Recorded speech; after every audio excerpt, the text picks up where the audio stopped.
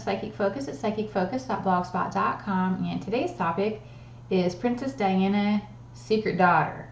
So, I know a lot of you are interested in the monarchy and the strange goings-on that happen over there. So, I thought maybe I would bring something different that I had not heard of before to all of you to see if perhaps you've heard of this theory as well. So I'll just go ahead with the question. It says, "Hello Lynn, thank you for all that you do. Is any of the below true, or is it all true? I presume that Diana and Charles had no idea about this.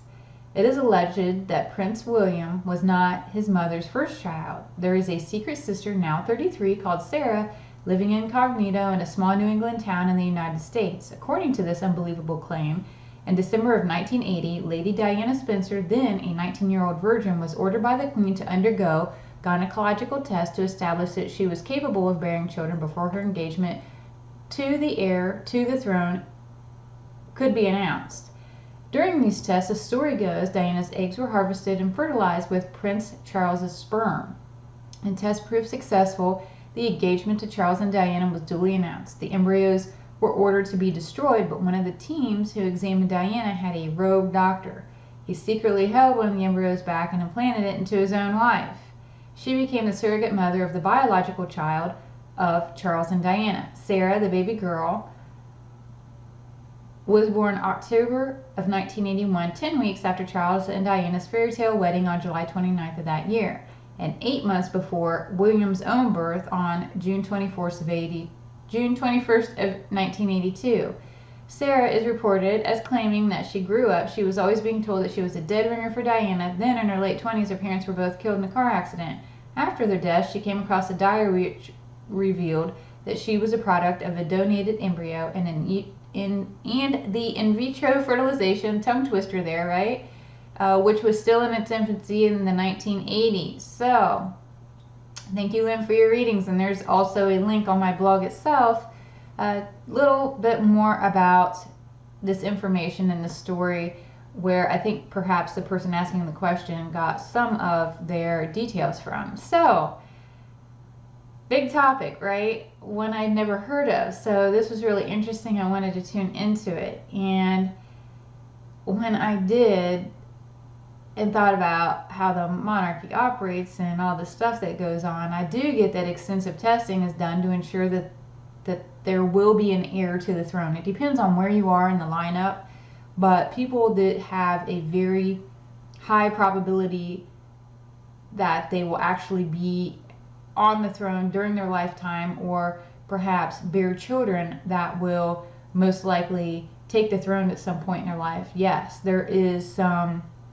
testing that's done because they want to ensure that that lineage goes on. I also get that things like surrogates and other techniques are done to make sure the heir is born under specific astrological signs. There's a lot of different things that they do to make sure their bloodline stays pure, to make sure that the baby's born when they're supposed to be born, the sex, so many different things are done.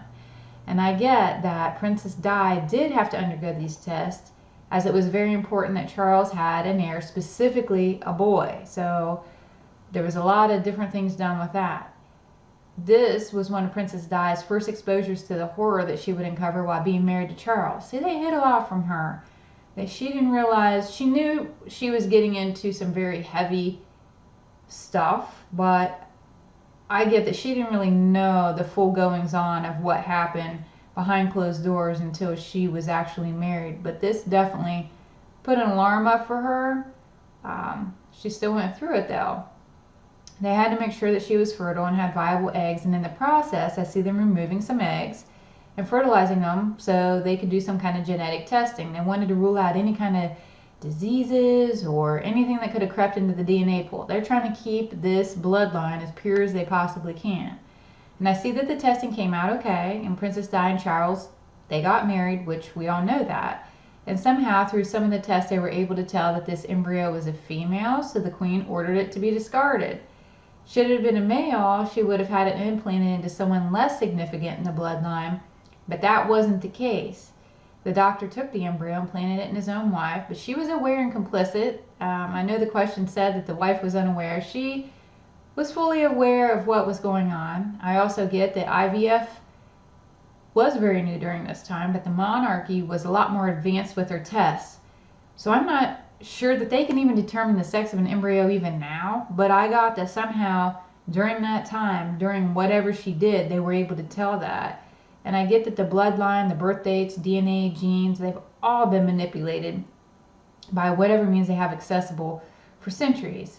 They use, mating rituals, or they do some kind of dark magic. They do whatever they can that they feel is within their wheelhouse of power to be able to manipulate things. And yes, as technology advances, that just makes their job a little easier. But even still now, they do some of the old-fashioned rituals and sacrifices and all this other stuff. They do it in conjunction with technology because they will do whatever they can to keep their power and keep it as pure as they can.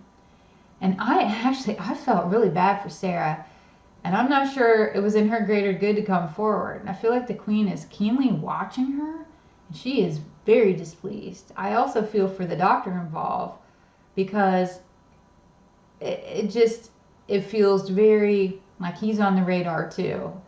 And he should be watching himself as well. And the whole situation just feels like it needs some love and light surrounding it, because this just feels very dark, very creepy of a scenario here.